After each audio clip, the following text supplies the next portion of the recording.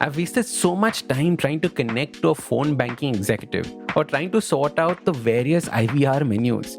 I'm honestly surprised I've ever managed to get any banking work done.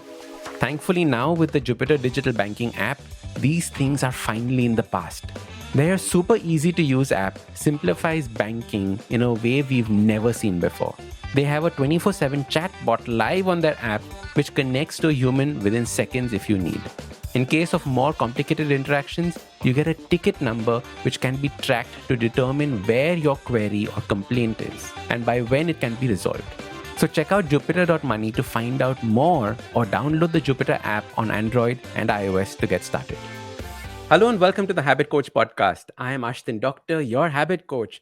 And today we're going to be talking about one of my favorite subjects, which is meditation. Meditation has completely changed the way that I look at life and the way that my life was going as well. So I constantly try to help people understand, the power of meditation and how to get it in their life. And whenever we talk about meditation, the first thing that people say to me is, "Oh, I can't meditate." So as a result, I love getting people on our podcast who can teach us, who can understand, who've gone through the journey of meditation and share how they can do it and how we can do it as well. So today we have Swami Purnachaitanya on the Habit Coach podcast to tell us about meditation. Swamiji, welcome to the Habit Coach podcast. Thank you, Ashdin. It's so lovely to be here. And I'm so I excited. look I'm so forward to happy. exploring this. Isn't it a fantastic topic? This meditation itself as a topic is so interesting. How did you get into this? How did you get into meditation? Well, to be very honest, I was exposed to it at a very early age. I'm from the Netherlands. I was born and brought up there, made in Holland. And Made in Holland. my parents both were studying psychology actually in the Netherlands. And during their studies, because they were also curious to learn more about how the mind works, I guess you could say they were spiritually inclined. One of their friends came across a meditation program and they went for it. They learned something about meditation. They found it very interesting. So they did an advanced program and they started meditating regularly on their own, which in those days was still a little less common, especially in the Netherlands also. So when we were born, me and my younger brother, we grew up in a house where even though most things were, you can say, the usual, every once in a while, our parents would maybe sit for a few minutes and meditate. And usually we wouldn't notice that. But then as we grew older, you get to know. And I remember once when I was 5 or 6, my parents also said, okay, if you want, we can meditate together. So sometimes on a Sunday when everybody was free, we would sit in the living room and my brother and me in front of my parents. And they would tell us, okay, you sit still with your eyes closed, try not to move and try not to think of anything. Well, of course, no, it's very exciting. And then after 1 or 2 minutes, you start opening one eye and seeing that, is my brother also keeping his eyes closed? And we'll start, messing around a little. And then suddenly my dad will be like, and then again, we will sit. But I think that had left a curiosity. And as I grew up, I started practicing various Eastern martial arts. I had that pull, that interest towards the Eastern traditions. And my mother is half Indian, actually. She was born in Delhi. So even though she grew up in Holland, I have 25% Punjabi DNA. Oh, wow. So maybe that also contributes. But so through the martial arts, there is an element also of, some attention to the breath, quieting the mind, meditation, but it's very limited. And I found over the years that it was actually much more that aspect of learning how to manage and finally master your mind, irrespective of the situation, however challenging it may be, than the actual fighting part. And because I hit a point where you can't really explore it deeper, I was looking for other places, something authentic, read a few books, saw some documentaries. And then when I was 16 in Amsterdam, I met my spiritual master, Gurudev Sri Sri Ravi Shankar. He came there for a public discourse. So Amsterdam, out of all places. But there's a beautiful, famous hall there. There was a big crowd. But for me, that was a turning point, I would say. I was 16 at that time.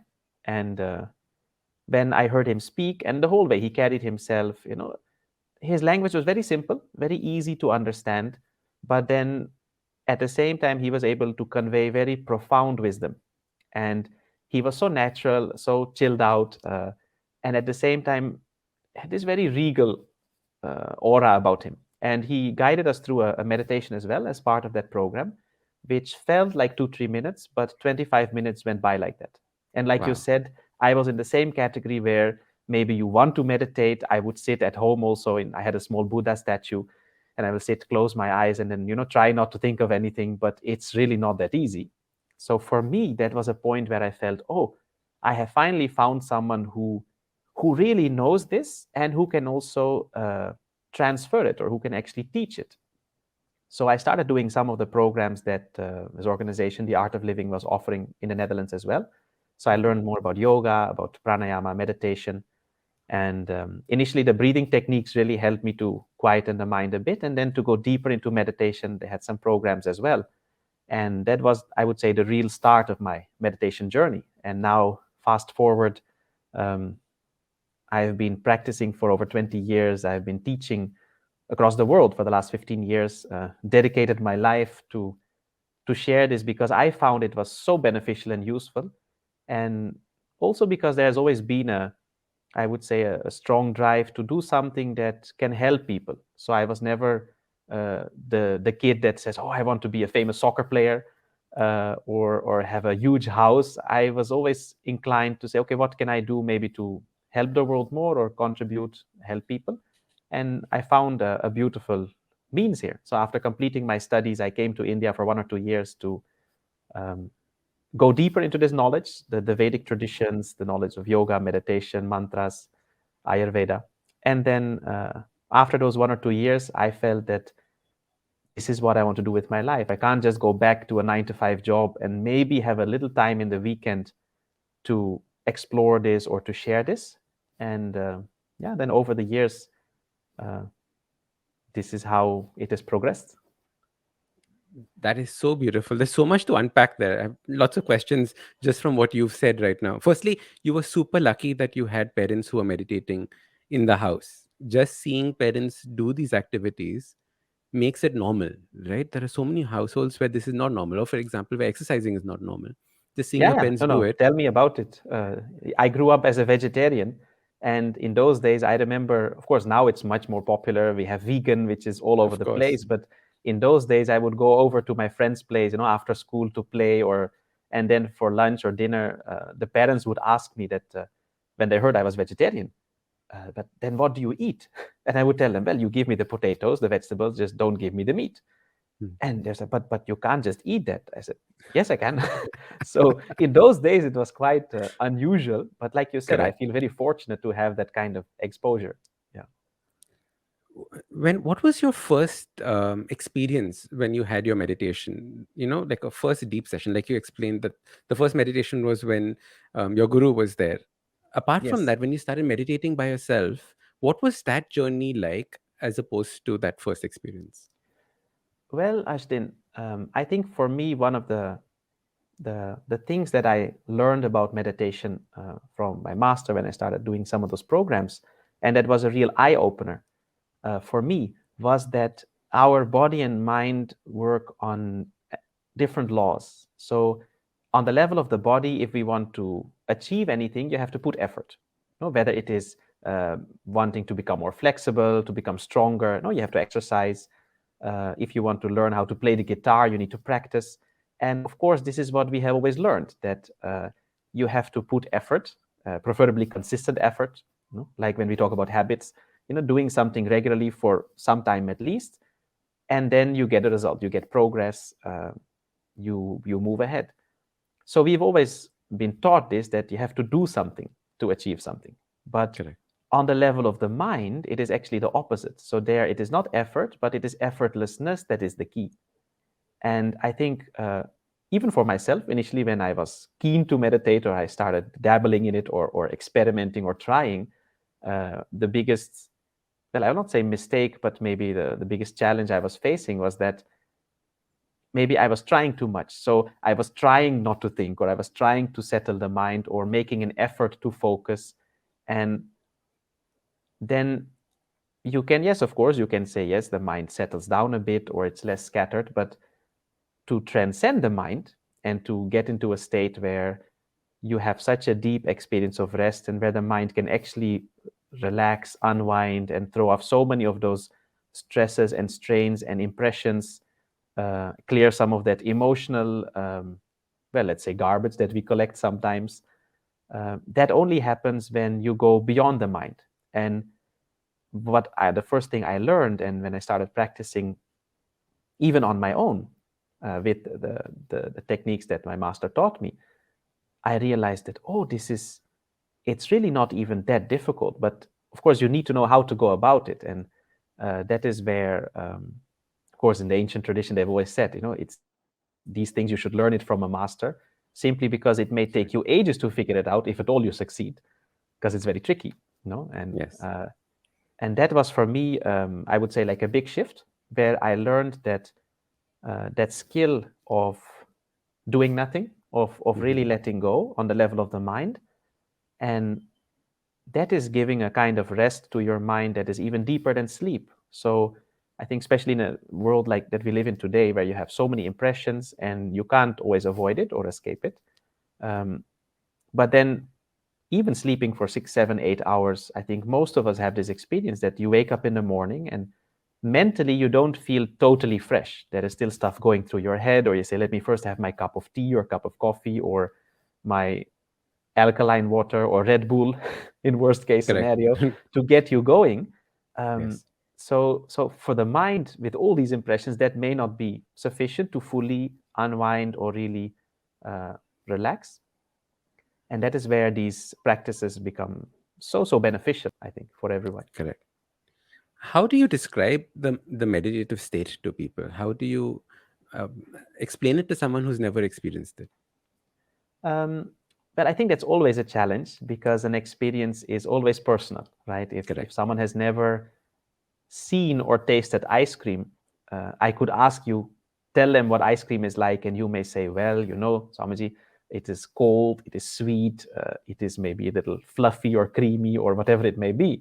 But until I actually taste it myself, I will never really know what it's like. True. But to try and do justice to your question, I would say that real meditation is a state where, like I said, you go beyond the mind. So you're no longer consciously doing something or thinking something. It is like you're experiencing, but you're not experiencing something. And that sounds, of course, very abstract, but just like we can say that in sleep, while you're sleeping, you're not aware of it, like deep sleep. But when you wake up, then you realize, there was a gap where I was not really aware of anything, but now I feel much more fresh. And meditation is in some ways like that, except that it doesn't have this inert state that sleep has. It's a much lighter, more aware state. So you may still be aware of your surroundings sometimes in between, but it doesn't interfere with that state of rest. Does that make sense? Because it's, of course, very subtle. Absolutely. It's like you're saying that the sensation of the sleep, but there is that sense of awareness when you're in it. Yeah. So it is not completely that you've disconnected, Yes. but it is that you've connected and that awareness is still there. Correct. And that way it's even deeper, the rest. It's more fresh. Like in sleep, still when you wake up, you may feel a little groggy, or it's like that little bit of inertia is there. While here it is a much lighter, fresher state. And so many people write and saying that I just cannot stop my thoughts when I'm trying to sit down to meditate, right? My thoughts. Is it actually a state of zero thoughts? Is it a state of conscious thoughts? What is that state? So it need not be, because if we look at how our nervous system and the mind, the consciousness works, is that it actually, when you experience deep rest, that is when it also lets go of stresses, strains, impressions, tensions. So some of the people may have experienced sometimes when you really relax. Say after a workout, you lie down, or after a yoga session, you do your shavasana, you lie down on your back. If you really relax, at some point, suddenly an arm may twitch, or some muscle will go like that. So on a physical level, when your body really relaxes, even when sometimes lying in bed, Suddenly some muscle may move because there was a tension there and it gets released. So in the same way, in meditation, when we experience deep rest, what happens is that the system starts throwing off these pent-up stresses, strains, impressions. So one of the ways that is released is also as thoughts. So many people have this concept that, oh, meditation means there should be zero thoughts. And actually, Correct. this is not the case, especially not initially, because you have a lot of backlog. But you notice that the thoughts are very random. So it's not like you're consciously thinking about something. It's just that some things keep coming up. And when you don't really engage with it, then you find it doesn't disturb you also. So it doesn't really interfere with the quality of rest. Rather, it's like you deleting your unnecessary files. And afterwards, you feel much more fresh. Yes, absolutely. It's just that we keep engaging all the thoughts that keep coming in our mind, and then we have Yeah, that interaction, which exactly. throws it into a tizzy, into more thoughts after that. Yeah, and then you feel very frustrated. Very frustrated. Why is this not happening? Why am I Yeah, not in a thoughtless state? yeah. Lovely. And many Swamiji, people, sorry to sorry. interrupt. No, many people also, that's why they tend to struggle, because if we look at, for example, mindfulness practices, then we say, okay, keep your attention on one thing, like keep your attention on the breath or on a sensation or totally with what you are doing. But then to do that effectively, you already need a certain amount of mindfulness. So Yes. for beginners, especially, it can be very frustrating where you say, you realize that it's actually very difficult to really Mm. just be with one thing. And that is where also, like, of course, in my book, I've dedicated a whole chapter to the difference between mindfulness and meditation, because being fully aware of something also is still doing something. You're still engaging the mind. And as I said, that skill of effortlessness, of allowing the mind to settle down, to let go, is a skill, and we can learn that. Of course, I gave some exercises for that as well. But that is where I think, as you said, for people who want to start getting to it, or you say, we have been trying to meditate it, but it's not working. Knowing that, okay, this trying to meditate itself is an obstacle. So even though it sounds very contradictory, the more you feel that, okay, even if I don't end up meditating, it is okay. Let me just sit for 10 minutes, 15 minutes.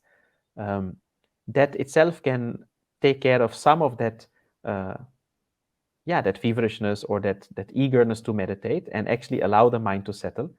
So it's like in the scriptures, they say that the quickest way to reach there is to have infinite patience. I love that. That's actually the fastest way to get there. And you're so right. So many people have this issue about saying, no, I have to sit here till that half an hour is over, even though I'm forcing myself through it. Because like you said, we are so used to understanding the physical body that we believe that the more effort we put in, the better the results going to be. That Correct. is not necessarily true for meditation. That's my understanding. What E- is that? What you feel as well? Exactly, exactly. It's not just what I feel; also, it's been my experience, and Correct. many people that I've worked with, of course. And actually, if we look at the scriptures of yoga, it's very interesting because, of course, meditation is a part of yoga. Absolutely. It says that two things are required. So they say one is abhyasa, the regular practice, where they say you have to do it for a longer period of time without a gap, with sincerity. That is how you create a good habit. No? Like when you've been teaching people about so many wonderful habits to inculcate, but to make it part of your life, this is the way to go about it. And the Rishi Patanjali has given it very beautifully. He says you have to do it for a longer time. 1 or 2 days alone is not going to cut it, Correct. without interruption, at least initially, and with sincerity. But they said only that is not enough.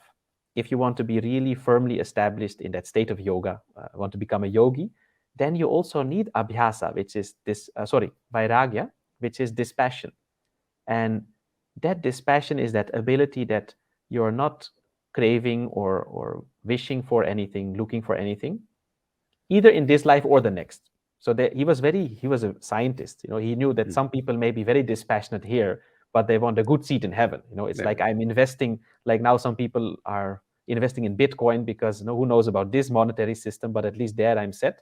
So they say, okay, at least in the next life or in heaven or somewhere, then I'll be sorted. So he said, no, when you're able to drop all of that, and you're saying that right now for the next few minutes, I don't want anything. It's like you have died. No? So if you're able to do that, then you will find that itself takes care of so many of the challenges, so many of the thoughts. Like if you're sitting and for a moment you can really feel as if Ashdin has died. All your things are done. So when you die, then your family responsibilities, anyway, none of your business anymore. You don't have to think about your work. So then you will find that if you can really feel that, those thoughts will not even come. Otherwise, you may sit and suddenly a thought comes. Oh, I still have to schedule a podcast with this person, or I have to follow up on that production, and I think this is a challenge, like you said, most people face.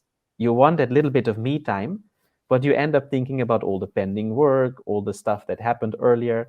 So this is a very valuable principle that can really aid us. And this is something people could try today itself, where you sit for your meditation, feel for a moment as if you have died. All your things are finished. Feel it for a moment and just relax and then see how it goes.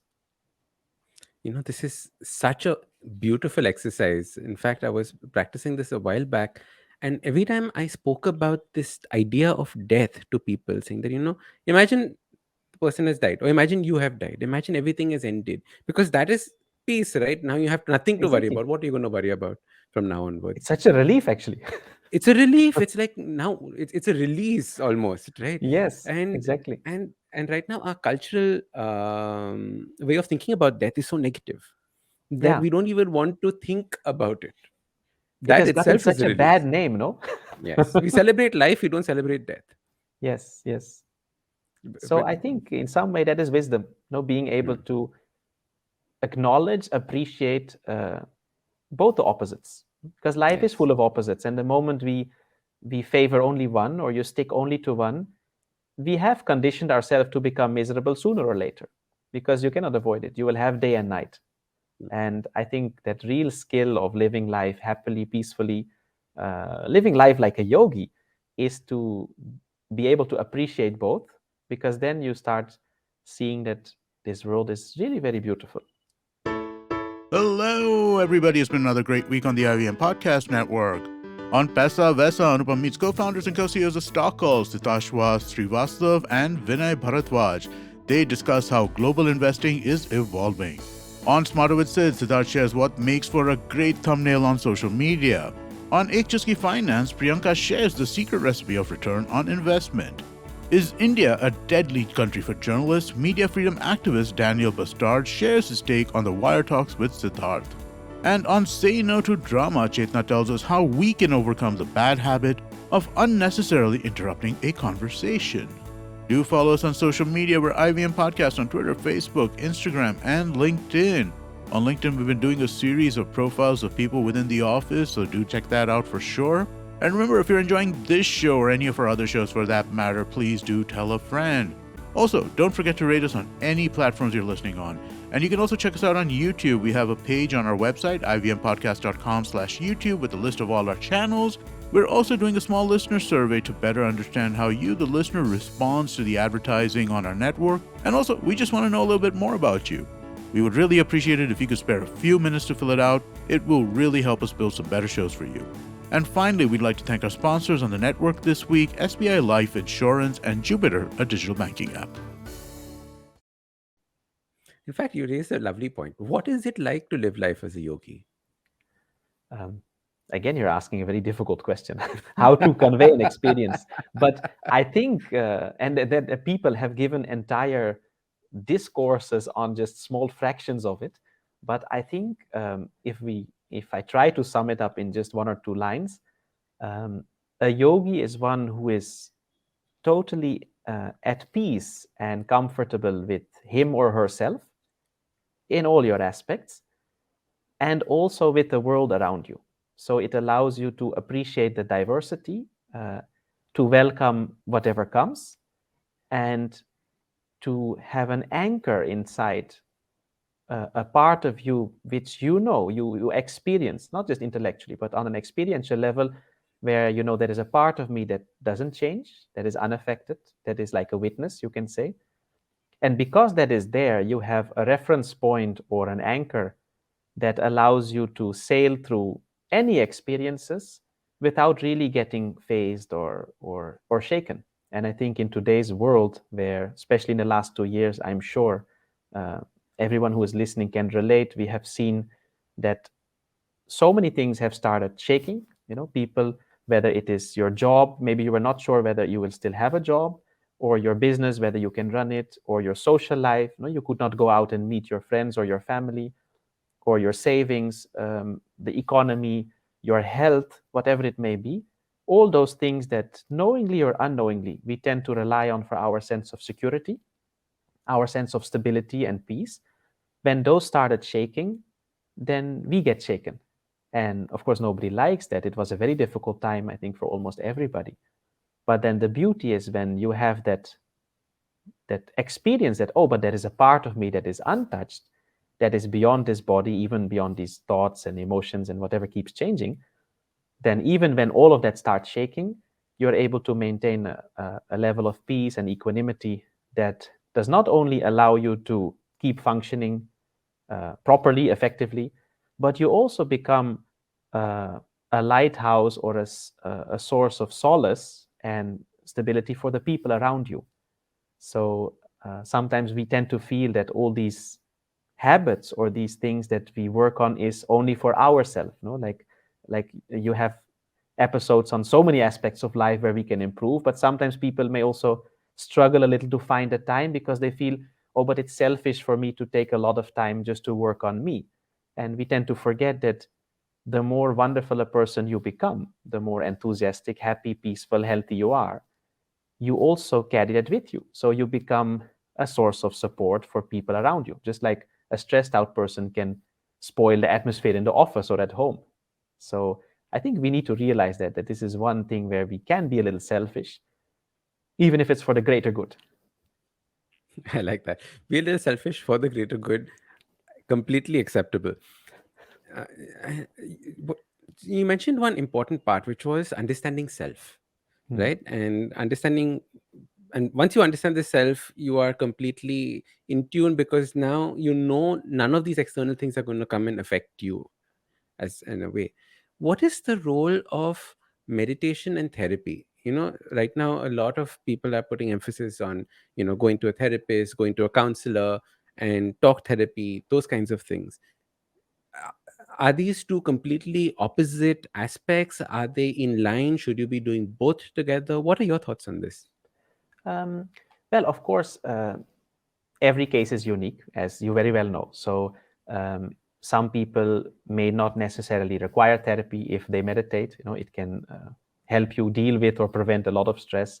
At the same time, I would say that in many ways they are complementary.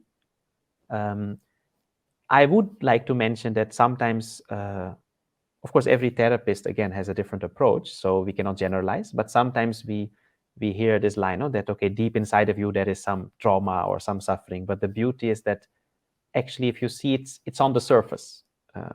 If you go a little deeper, then you realize, oh, deep inside, actually, there is only peace, there is joy, there is a part of you that is untouched.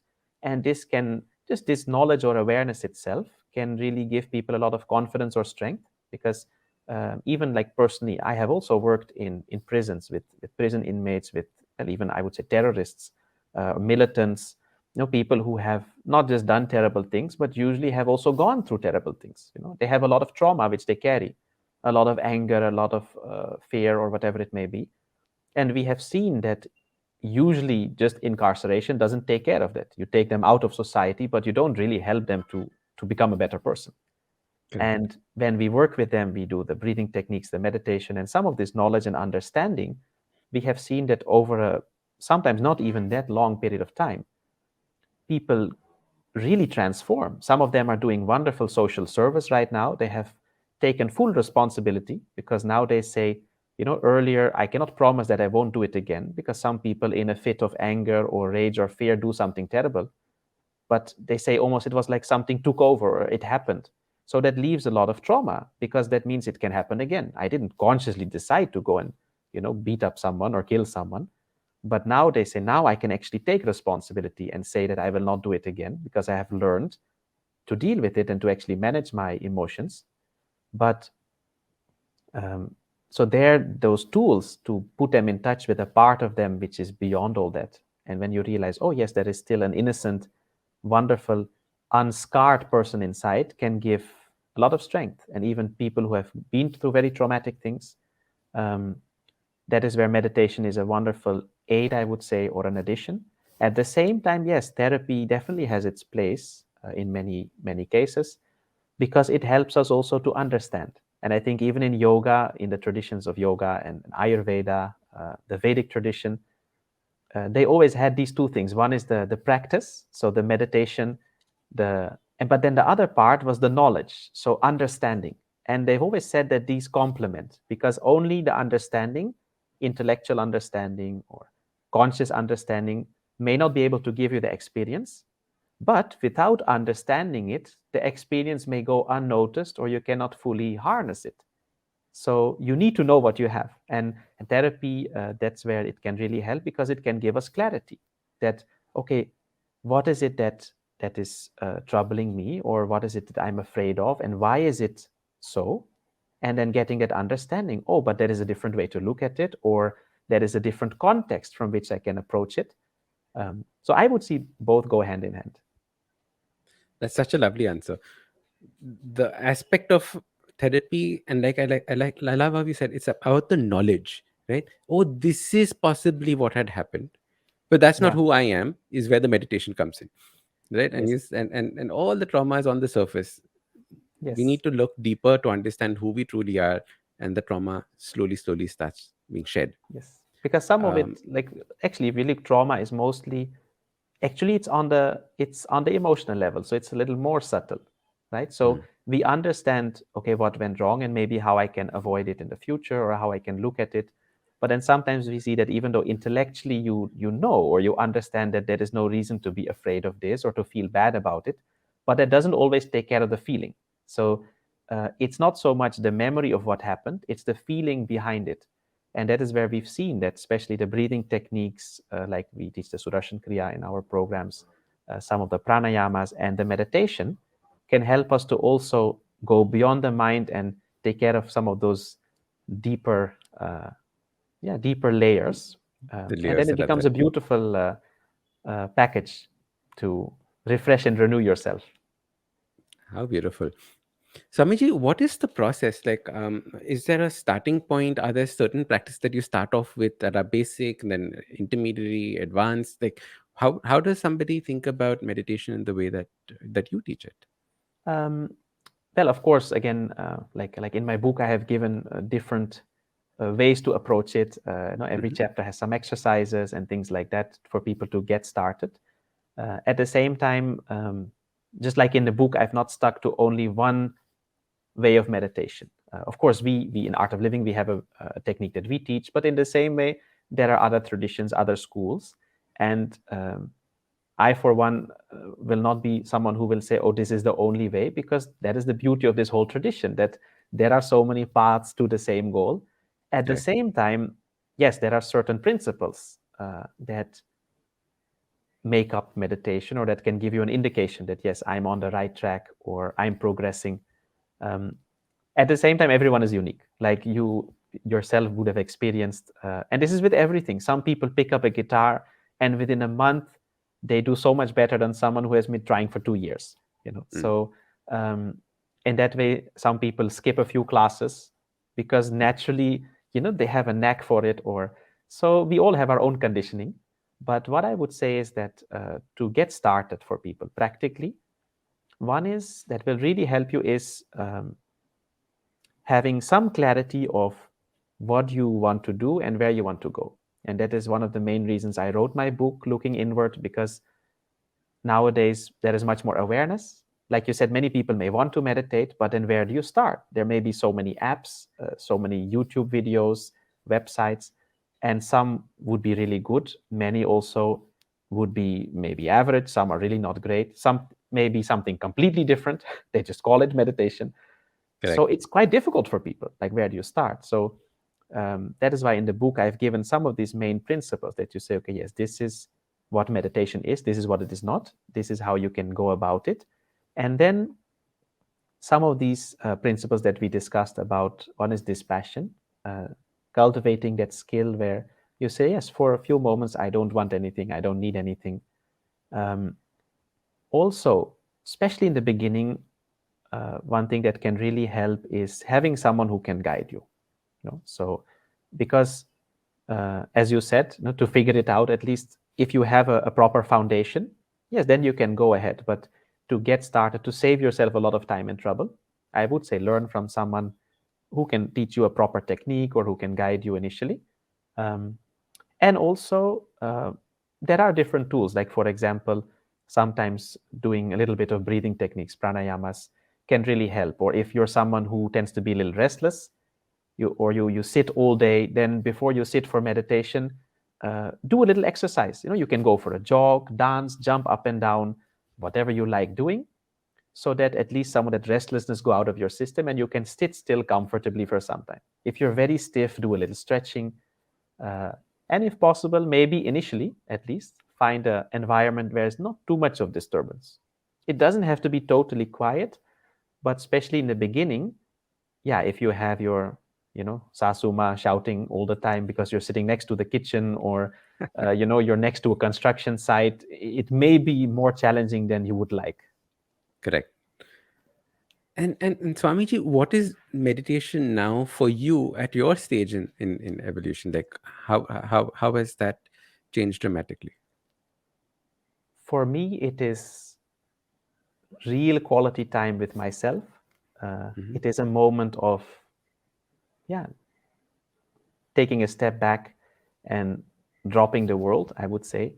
I have been practicing like for the last 20 years, and it is still a daily practice. At the same time, it's not a dependency. So sometimes people ask me, then like, okay, after all these years, still every day you have to do it. Then it's almost like, what is the point? Like, where have you reached? But then, is it an addiction or something like that? Correct. Yeah. Why like people cannot go without their their cup of coffee. Correct. So it's not like that. Sometimes, of course, when I have a lot of programs or I'm traveling, I may not sometimes have the time to really sit nicely in the morning and do my yoga, my meditation. And when that is the case, I don't see much of a difference in the quality of my state of mind or my energy level. So definitely it's like you have your foundation set. At the same time, it's a journey that continues. So I wouldn't say that right at the start, I didn't have any beautiful experiences yet, or it wasn't so deep. No, definitely it was. But at the same time, I can see that over the years, definitely the quality has changed. The experience keeps changing. And it's beautiful. It's like you get to explore newer dimensions within yourself. And like I said, the more you start living from that level consciously, it becomes an integrated experience.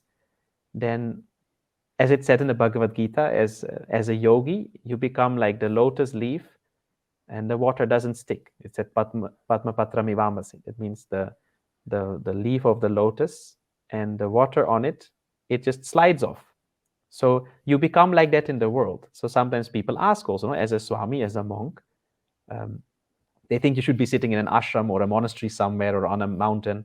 How can you have a mobile phone or a laptop or doing all these worldly things? But the beauty is that real, yoga or detachment or dispassion, renunciation, whatever you want to call it, it's not about you going out of the world. It's about taking the world out of you.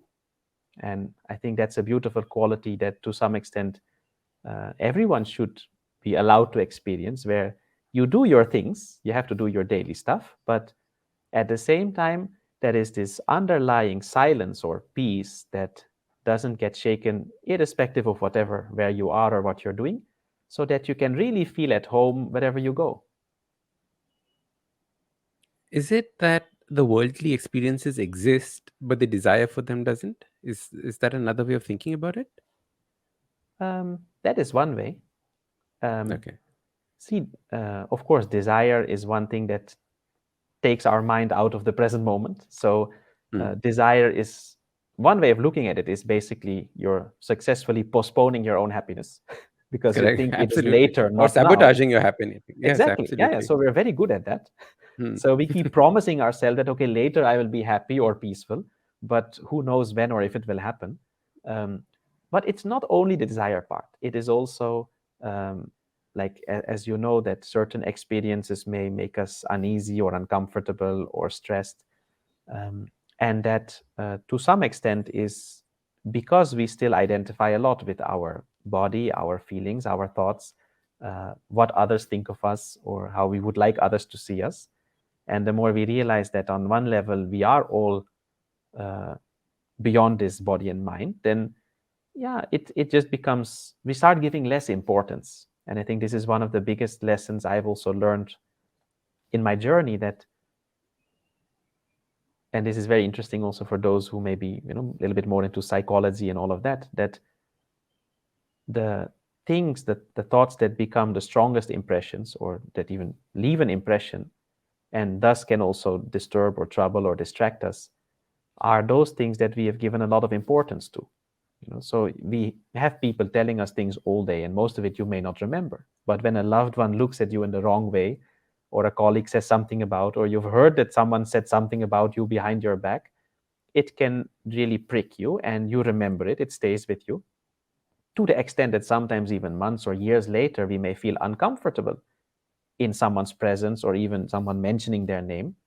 While if the same thing would have happened with a stranger, or in your dream, then it doesn't disturb us at all. You may have a terrible dream. You may wake up feeling anxious, or even crying, or angry.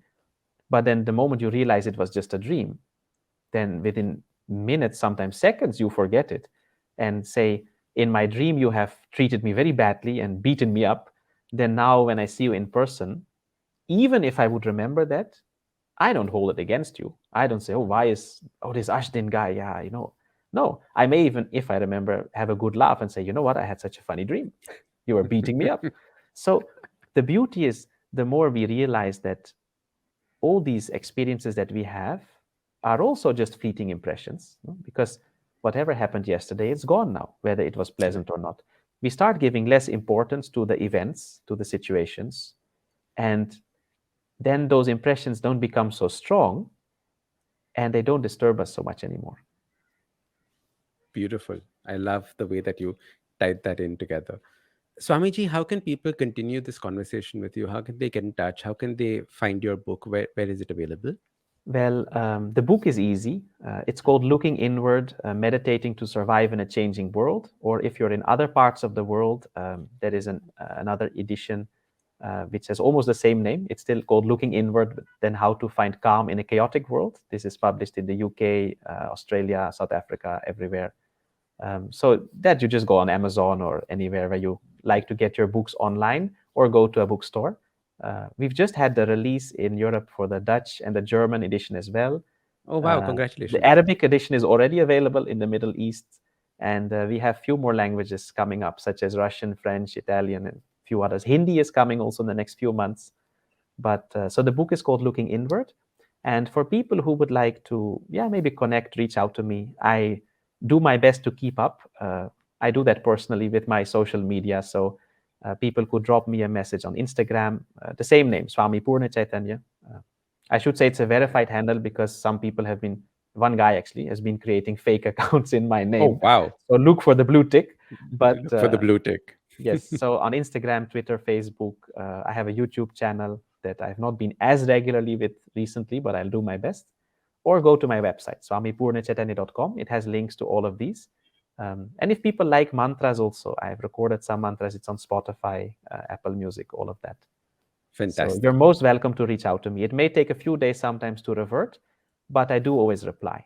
So lovely. Swamiji, thank you so much for coming on the Habit Coach podcast.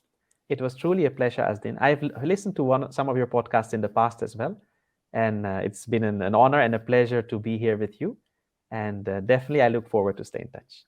Thank you, for sure. And I'm looking forward to our second episode as well, where we're going to be talking about focus and, those aspects of it. So yes, thank you so much for coming.